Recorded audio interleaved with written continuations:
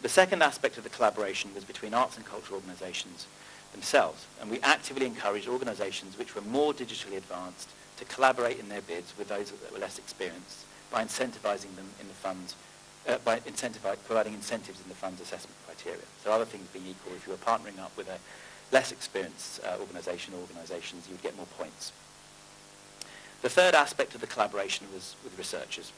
Working with the AHRC, we teamed academic researchers up with each project we were supporting through the R&D fund. All the R&D activities supported by the fund were given just 12 months to complete, though of course any artistic project on which the R&D was being undertaken could continue beyond this time. We were looking to publish and make widely available the results of the R&D projects and the data at the very earliest opportunity, in part so that we could quickly scale up the fund if we knew it was working, or terminate it if it was not. And there were 4 sets of criteria for selection of successful projects. And I'll go through these briefly just because again it sort of reinforces how this fund is differentiated from traditional funding schemes. First, sort of set of criteria around the proposition itself. How innovative was the digital proposition insofar as it related to the fund's audience reach and new business model objectives? How important was testing the digital proposition for the wider arts and cultural sector? A second set of criteria were around the project research and learning and the wider impact it may have. How well suited was the project to testing the digital proposition? What potential did the project have to deliver data and research findings that were of relevance and value to the wider sector? What potential did the project have to deliver new products and services that could be shared and used by other arts and cultural organisations? How much potential was there for further research and development and innovation? The third set of criteria around collaboration, given the importance that we were placing on partnerships earlier. How well could the organisation identified as the tech provider deliver the work? Did the project involve collaborating with less digitally advanced arts and cultural organisations? And if so, what was the potential of the project to support innovation in these other organisations which had less of a capacity to conduct R&D on their own? And lastly, project delivery, sort of a set of criteria that you'd expect in any public funding arrangement. What was the capacity of the organisations involved to engage in the R&D? Did they have buy-in from their CEOs, from the senior management and the board? How well did the project detail the resource requirements, and so on? The pilot fund made 8 awards to R&D projects in October last year, and I want to give you a quick feel for them now. So, in one project, 3 small cultural institutions, Sheffield's Sight Gallery, the Lighthouse in Brighton, and Spike Island in Bristol, are all embedding small teams of digital designers and developers into their executive teams to see how this changes organisational thinking and develops more innovative digital ideas. Researchers from Warwick Business School are using ethnographic techniques to capture what is learnt. In another project, the London Symphony Orchestra, this is a picture of the LSO performing in the Barbican. So in this project, the LSO, the London Symphony Orchestra, is creating and testing a mobile marketing and ticketing facility which allows students to purchase discounted concert tickets through mobile apps. The app uses location data to show events nearby and allows students to share comments via social media. Researchers at Salford University are using analytics, survey and focus group methods to evaluate the project's success.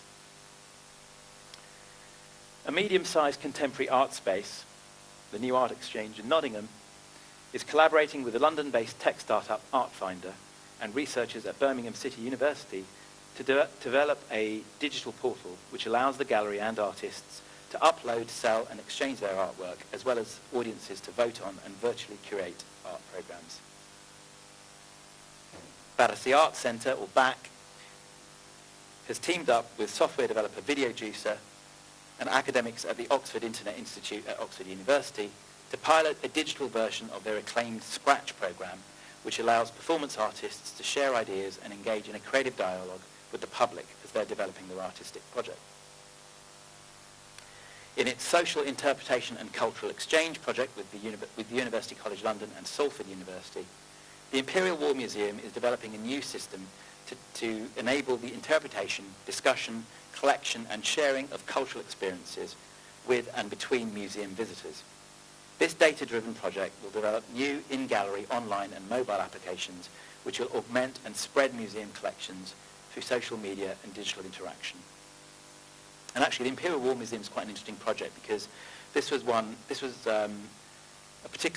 one of the reasons why we funded this project was that they made a very compelling case for why, despite having the technologies and the technological nous to conduct this R&D on their own, and having the scale, there's the National War Museum, a national collection, it's a very significant collection, but, money per se wasn't really what they needed. They have other significant public funding sources.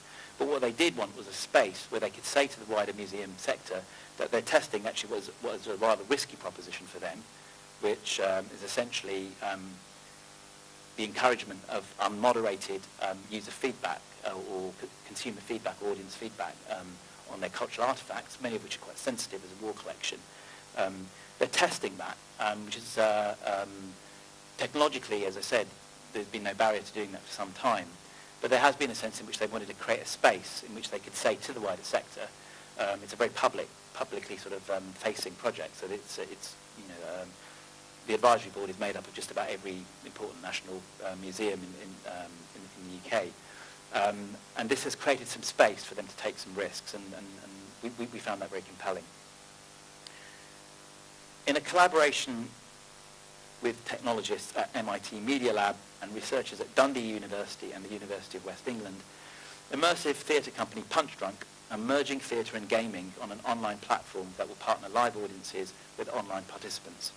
This will be piloted in May for Punchdrunk's critically acclaimed sellout show Sleep No More, which is currently playing on Broadway.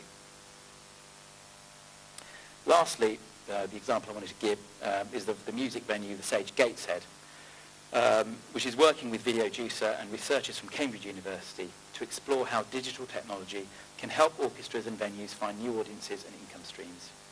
The project explores extending the audiences for orchestral and ensemble projects using simulcasts, nearcasts, live streams and downloads through partners including regional venues, The Guardian Online, which is its online partner, and the partners' websites. When I say partners here, there are a number of smaller orchestras and ensembles which are partnering with Sage Gateshead in this project.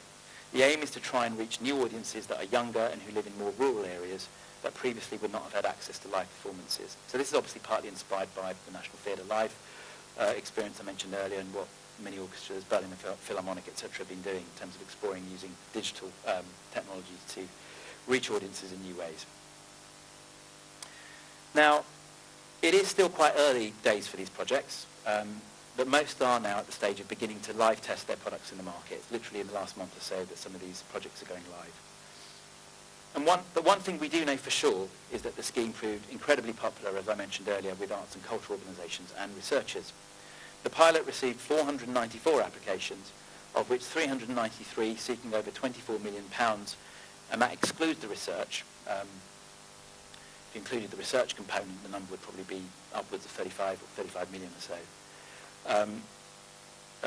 Chasing what was £800,000 in total, including the cost of running the managing the programme. So, and the interesting thing is we were obviously really worried. The Arts Council was very concerned that it was going to be raising expectations for the sector. They would all apply, and then they'd be very angry when they realised that we were only funding a small number of projects.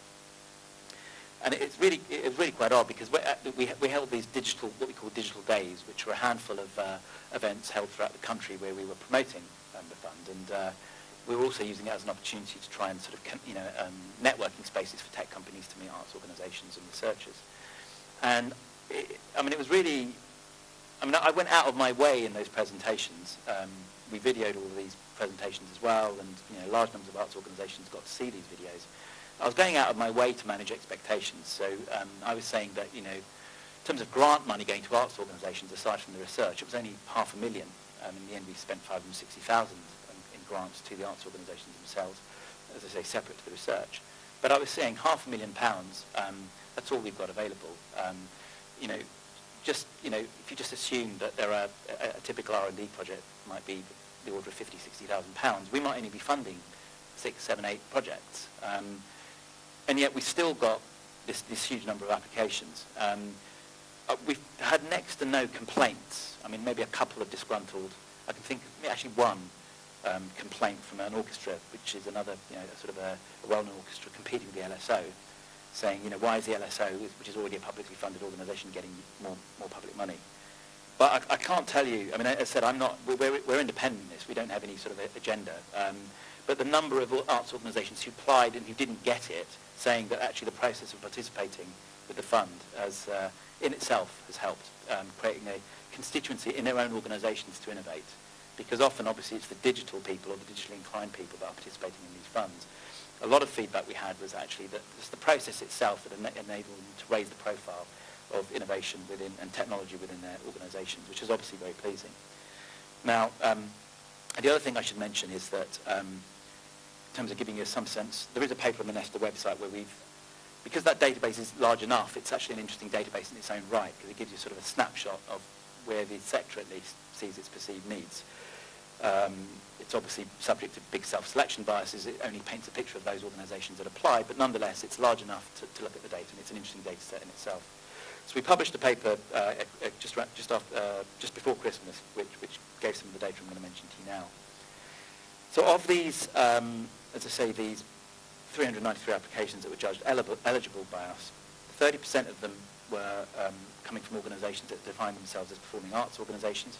Almost the same number, interestingly, define themselves as commercial arts or creative businesses. Just under 1/5 were galleries or visual arts organisations. 10% were museums. And archives, libraries and literary organisations made up the remaining 13%.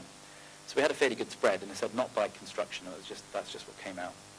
Organisations applied from across England with a predictable concentration in London, but that, in my view, reflects the geography of cultural activity in England. The majority of applications were in the 50,000 plus budget range, but no doubt that reflected the efforts I alluded to earlier to manage expectations while the call was live as to the number of projects we could support. Most of the applications involved proposals to build new digital products and services, suggesting that although the R&D Fund's primary aim is to support innovation through the creation of valuable knowledge, the possibility that the fund also supports the generation of potentially commercially viable services should not be discounted. And certainly a couple of the 8 projects that we are supporting are already getting some interest from commercial investors. The most popular thematic areas were mobile, location and games, and user-generated content and social media. This overall picture masks the importance of certain themes for specific organisational types, however. So if you look at the data, the importance of education and learning for museums is apparent, and data and archives for archives. And on the back of the popularity of the scheme, I'm pleased to say, just because it only happened last week, that we have secured the support of Arts Council England to significantly scale up the R&D fund and to run it over the next 3 years. With a portfolio of, say, 100 projects rather than 8, this will generate a very rich set of knowledge about arts and cultural R&D, which will inform R&D definitions and metrics, and consequently the development of recommendations for policy. In an ideal scenario, we'll have something like 100 NT lives, or the equivalent of that sort of contribution in terms of our understandings of innovation. Creative Scotland, the AHRC, and NESTA have launched a digital R&D fund pilot in Scotland already in January, and I'm in discussions with the Arts Council of Wales and the Culture Department civil servants in Northern Ireland, who have also expressed an interest in running their own pilots. The British Council is currently considering a proposal to run a UK-China international R&D pilot, which would specifically explore how UK creatives can partner with Chinese digital platforms to explore the nature of Chinese demand for UK creative content. And importantly, for me, former Secretary of State for Culture, Chris Smith, who oversaw the Department of Culture, Media and Sport's first creative industry mapping documents in the UK back in 1998, has just published an independent review of film policy for the British government, which has endorsed our idea for a digital R&D fund for the film industry. And this underlies the potential transferability of the model across the creative industries. All of these digital R&D funds should be viewed as small moves in a much bigger game. The ultimate prize is an understanding of innovation that is better grounded in the economy and society of today. Arts and cultural organisations should aspire to and be funded to engage in research and experimental development which aims at innovation in all its forms, redressing the long-standing imbalances that exist in innovation policy. Experimental development will trial new ways of engaging audiences and will test new business models through digital technologies. But it will also help arts and cultural organisations reimagine their relationship with private sector businesses, social enterprise and public service delivery, giving rise to altogether new forms of value. Thank you.